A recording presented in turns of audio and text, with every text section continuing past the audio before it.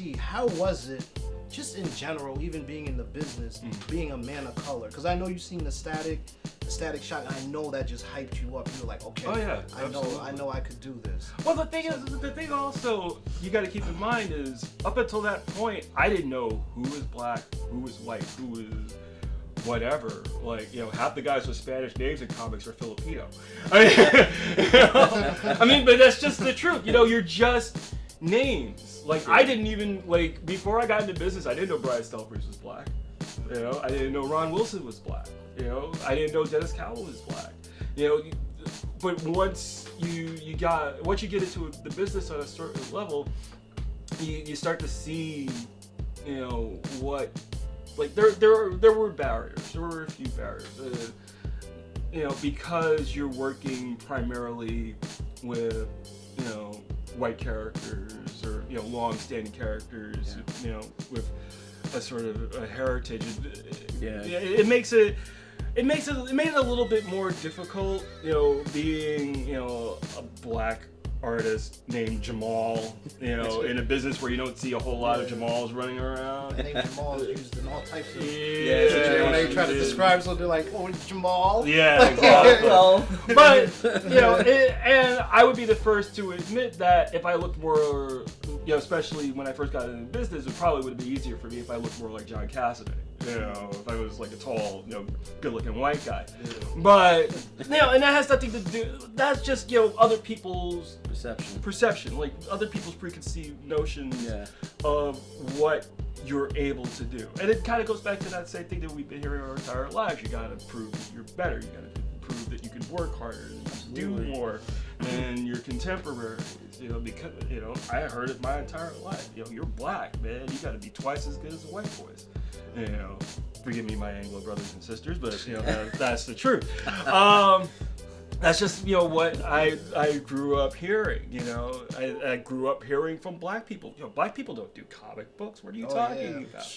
So that's kind of narrow-minded, Yeah, I know. But why should you limit yourself based on your race?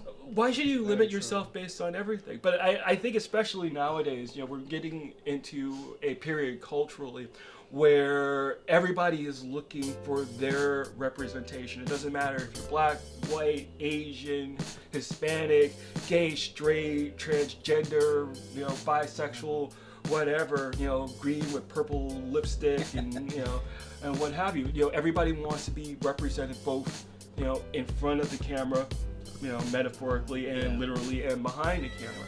So, and it's still very early. We're still trying to figure out all of these things. I mean, gay rights are just starting to mesh into the mainstream. Transgender are starting to demand their their rights and their recognition for who they are, for their their gender parity. We're still we're what, 60 years, less than 60 years outside of the civil rights movement, and no offense, but there's still a bunch of people out there who just look at me and go, just another nigger. That's just the truth. We're young. All of this is new. It's much ignorance. There's a lot of ignorance. And at the same time, there's a part of me that doesn't want to contribute to it. There's a part of me that always sort of rebelled against the idea of having to represent any single thing, because I can't represent the black experience, because my experience is different from other people. I grew up in New York. I grew up in Flatbush, but I also wore a black leather motorcycle jacket, Doc Martens, and listened to John Williams soundtracks. Nice. So totally different experience. Exactly. Yeah. Totally. Everybody else is wearing cross colors and trying to get the Benettons and the thing. Yeah. But that was me. I was the weird one. I was the rebel. I was the guy who was doing the different. That's what made you you. Yeah, exactly. And that's what people now are finally realizing. You gotta be you. Absolutely. And not be afraid or be, intimidated by what people are gonna say and how they're gonna react to you. That's how most leaders are, though. Like, all the people who stand out. When you look at the Jay-Z's, they stand out. Right. They don't care what anybody like someone was wearing button downs and jeans. Like Jay had to do it. Everybody's like, oh, that's cool. Right. So it's like, you know, you have to have that mindset. Gotta, like, I'm gonna do what's good for me. Yeah, if you want to follow it, then be like, true to yourself. cool. Absolutely be true to yourself. Live your truth. But you know, at the same time, be cognizant of the reality. Yeah. Be cognizant of the Your fact that we still have a long way to go before we're ever going to reach a place where it's not going to be the first thing that pops into your head, because it does pop into your head. Even when you don't want it, even when you don't want it to. I'm an outlier. I'm a black comic book artist married to a white French woman, who lives in New York, who, depending on what part of the country you're from, I'm either, an elitist or, anti whatever, pick your thing, but I have to be me in the end. Yes. That's all that matters. Yeah, absolutely. And, great point. Everyone should take note of that. Just to bring it back now, Sony, leaving comics, right? Doing CGI. What was your experience with working with CGI? Did it help you, with your artistic ability? Anything that made you a more rounded artist? Yeah, I think of the time that I spent at Sony as storyboard boot camp, like just pure. Basically, I was a journeyman storyboard artist on 2 shows. I did Starship Troopers and I did Max Steel. Nice. And we had to do 15, 20 pages of boards a week, something like that. And it was all on 2x2 Post-it notes. Wow. So everything, because it's CGI, it didn't necessarily have to be on model. Okay. It doesn't have to look exactly like the characters because they were building it from the digital models. Okay. But all the action had to be in there, and it was all Post-it notes, so you had to be able to make changes quickly and move stuff around. I see. The director was doing the timing on the show. He would go in with a stopwatch, and he would go and they give us the tracks from the actors, okay. the vocals, and we try to time everything to the vocal track. It's a lot of work. But all I was doing for the entire time I was there was just telling a story visually and learning how to move the camera and learning how to. It increased my ability to tell a linear story just using pictures. Absolutely. So that helped you, when you're penciling something. Absolutely. Absolutely. It became. I didn't think of it at the time, but afterwards, when I really look back on it, it was the best thing that could have happened to me at the time, because it sharpened that particular skill in a way that I would not have imagined, and I still use it. I mean, there's still things that I learned there that I still use to this day. It's great. It's invaluable and. Another great experience. Yeah, absolutely. Good shows too. Yeah. I used to watch Max Steel. Max Steel was fun though. It was a fun show. While you were still at Sony, you got a phone call from a certain someone that changed your life. Yeah. What can you tell us about that? Sure. Well, I was working on this. I was working on Max Steel, and I get this call from my agent at the time, a guy named Dave Olbrich. And he's just like, I got a call from Marvel, and they need an artist for the new Warriors, and they want you to call them. And I was like, really? What? Me? Marvel? Yeah. And so I called Marvel. I called Bobby Chase, who was at Marvel at the time, and she's at DC now. And I call her up, and she's like, I was like, hey, Bobby, how's it going? She's like, oh, I'm fine. I'm still looking for an artist for a new Warriors. I was like, okay, well, I've got a job, but can I get back to you about it? So she's like, yeah, give me a call in a couple of days, think about it, think it over. And I honestly was in turmoil about it. Like I was asking for people's advice, because I had set myself up with this idea that I'd moved across country to LA. I was going to become, my ultimate plan was I was going to become a screenwriter, but I was going to work in animation until I sold my first screenplay. So. Okay. So. Didn't work out as planned. No, it didn't work out as planned. So, a couple of days later, two things happened while all this was going on. I'm asking, all these different people for advice, and a lot of these guys are former comic book guys, and they're all like, "No, don't do it. Stay here. You'll be much better off."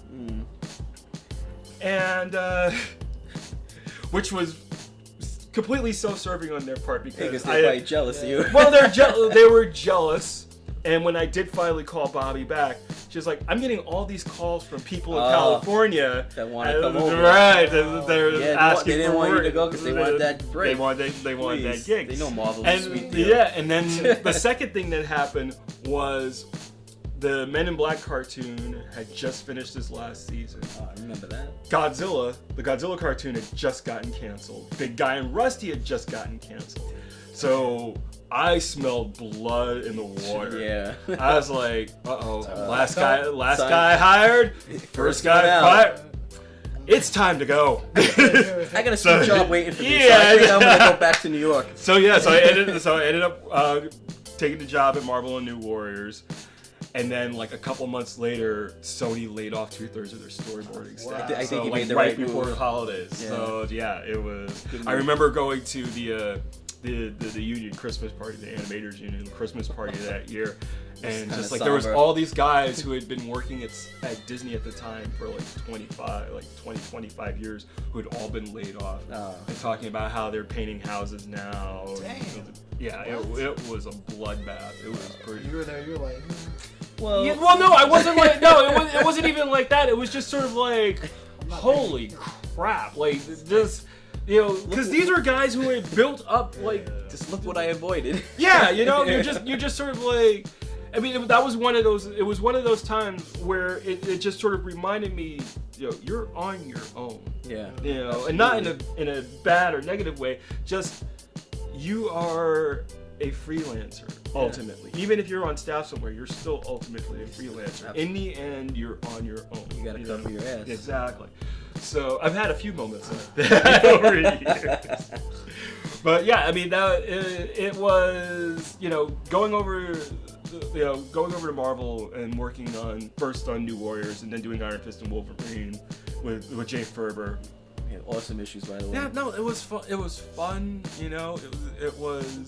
It was the kick in the ass that I needed to come back to New York and get back into doing comics full time. So great. Yeah. And we're glad you did. And how was it working for Marvel? Can you just... Well, at the time, I mean, it was cool. It was a little weird, only because I got on New Warriors, and while I was working on my first issue, I got the word that the book was being canceled. Oh, come on. And it had nothing to do with me. It was just, the bean counters upstairs. It was just like, everybody loved what I was doing. It was just not selling or making enough money for them. But I got to do 4 issues of that, and Jay and I did the Iron Fist and Wolverine miniseries, and I did a little bit of work here and there at Marvel over the years, but it just seemed like every time Marvel would offer me something, DC would offer me something better. So that's how that's just how things kind of shook out. And you worked on a wide range of books throughout your career. Yeah. Can you tell us, in your opinion, what's the most notable books that you worked on for either DC or Marvel? Or... Well, I mean, everything. That's a difficult question to answer, just because everything has a different meaning, especially if you're on a book long enough. Yeah. You invest a piece of yourself absolutely in the book. When I was working on Firestorm at DC, I invested a lot of who I was into Jason Rush as a character. Yeah. As a lot of the body language and the physical tics that I was trying to do with him as a character, are pieces of me. I was on Supergirl for 2 years, and I have a love for her, for that version of her as a character that, I grew to love her as a character. It wasn't something that I immediately was enamored with, Okay.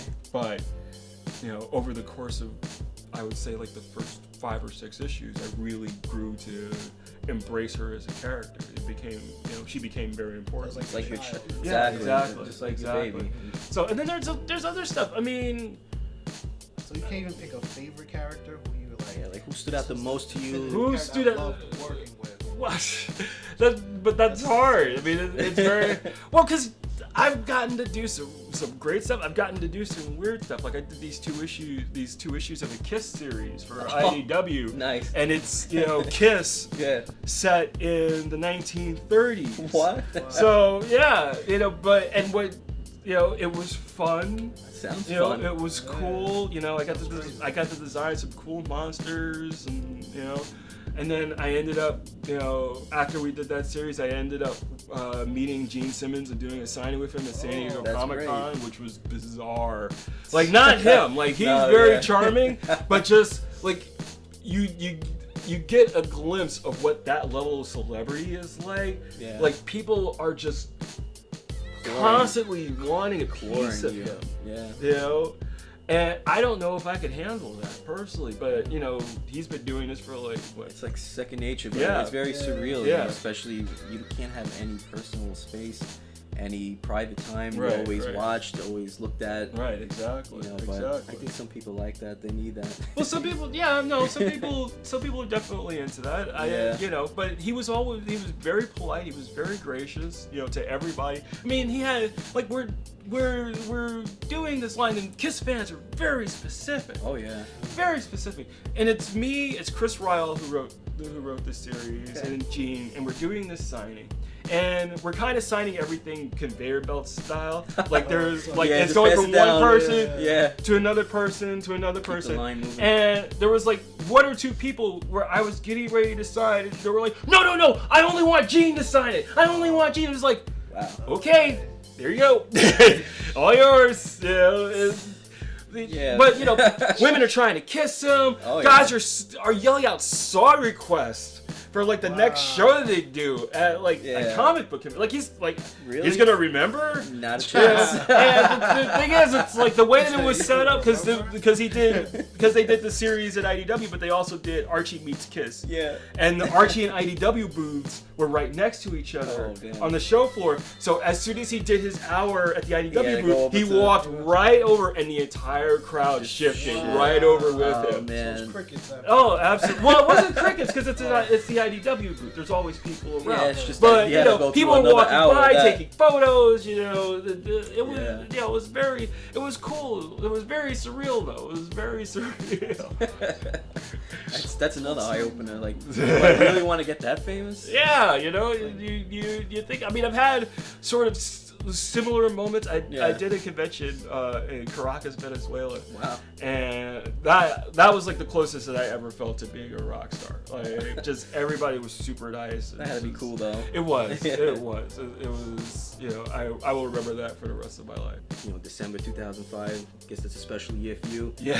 You got your exclusive contract with DC. Did you feel that your career came full circle at that point because you interned there as a high school student, and now you got this exclusive contract? It was funny the way that things just sort of worked out, But yeah, I mean, at the time, especially, I mean, when I was a kid, the one thing that I wanted to do more than anything else, especially after the internship, was to work in DC. Growing up a DC fan, wanting to draw DC characters, wanting to work on Superman in particular. So, getting the contract was better than I could have even imagined. And it led to so many really good experiences. But it's like what we were saying before, I mean, it was still a job. Yeah. It still had its headaches. It still had, it's intercompany drama that you had to deal with. Even more so, like even though I was only going in maybe once or twice a week, you're in on the gossip train. The gossip kills everything. Yeah, as opposed to being separate and outside. You're suddenly part of the inner mechanics of any particular company. So I'd already been working there for a year. I'd already been working on Firestorm for, I started on issue 8, so about 5 issues, like 8 through 14. Did you work in a studio, or were you? No, I was still working at home, but essentially I was on contract with DC, so it was exclusive, couldn't work for anybody else, but there was year-end bonus attached and healthcare. That's it. So I still had to pay my own taxes, but still, that's why many guys had the gun for you, because you're exclusive and they're we're still freelancing. That's probably put a lot of heat on you. Well, no, because you would be surprised. There were a lot of people who were really super supportive and really happy for me, and it wasn't there wasn't that atmosphere. Yeah, exactly. So other workplaces, you get something, someone else wanted, they want to stab you. That's true. First mistake. They're like, you see what he did? Yeah. Right here. You chose me, I would have did better. But I'm sure there was a lot of that going on behind the scenes, but I don't think I was ever really privy to it. But but the bad thing about it, and not totally negative, but this was a negative at the time, was anybody who follows me online knows that I am opinionated. Okay. Very opinionated. Highly opinionated. Some say hostily. So, Man of Steel almost. Man of Steel. Yeah, we didn't have camera. That would have been good. And even then, I was I'm not afraid to speak my mind if there's something that I think should be said about any particular subject. And I like talking to fans. I I tend to be fairly vocal. The problem is when you're on contract with certain companies, you're seen as a representative of the company. So you gotta make sure how you present yourself, because you're presenting your brand. Yes, exactly. Because even if you're not meaning it that way, some people will take it as gospel. Of course. Even if you don't intend it to be. It's you can't put a disclaimer on every single thing that happens and say, well, these are just my opinions and they don't reflect. This is Jamal Igle's opinions, and not the opinions of DC Comics. Yeah, exactly. Because not everybody is going to see that disclaimer, or even nor do they care. Yeah, exactly. So, they want to make. Yeah, exactly. They want. This is. I blame him. I blame him. The scapegoat. There you go. There you go. But being on contract at DC was fun. It was you were part of a bigger world. You go to shows. So is it like a family environment, because you mentioned everyone is very positive? There's a little bit, but it's still a workplace. It's instead of being the weird uncle that nobody talks to, you're sort of the distant cousin that shows up at Christmas and Thanksgiving. Right. So it wasn't that bad. Yeah, it wasn't.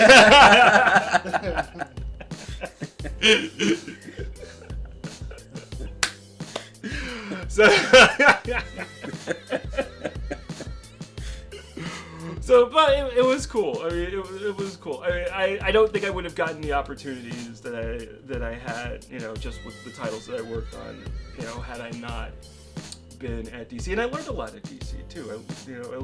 I learned a lot about myself as a creator. Having to be on call, doing stuff in and out on a monthly basis, and helping out where I could with other titles, and doing fill-in stuff.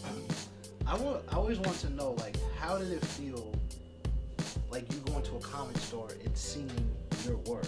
Was it yo, I did this right here. This is me.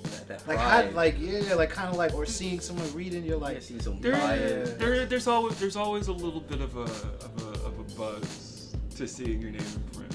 Absolutely. I can't I can't lie and say that I don't, if I'm not turned on a little bit by it. It's a sense of fulfillment.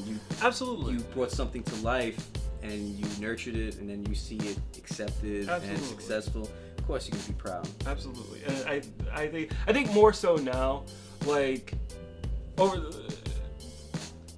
for a while, because my local shop is a couple blocks away, and for the first couple of years that I went there, I didn't tell anybody who I was.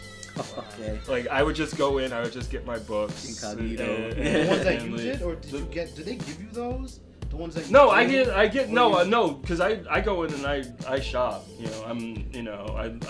I like supporting the local comic guys. So you want to plug your shop? Galaxy Collectibles between 8th and 9th Streets on 5th Avenue in Park Slope. Check that out. Yeah, check it out. But the first couple of years, like I said, I didn't tell them who I was. I just went in and got my books. And after a while, they started to put two and two together. And it was just, I guess I did an interview. Like somebody saw a picture of me. And it's like, aren't you? It was like, you got me. Yeah, because I don't look. It's comic book fame. I walk out this door, nobody cares. Yeah. It only counts at comic shops and conventions. Yeah. Otherwise, Just another Joe. Yes, I'm Katie's daddy. I'm Corinne's husband. I'm the guy. I'm the guy That's the down stuff that the really street. matters, though. This is true. Yeah, this is very, very really true. matters. Those are the most important things. Absolutely family. Yeah, first and always. Well, speaking about family, what's up, Molly Danger? Yeah, my other little girl.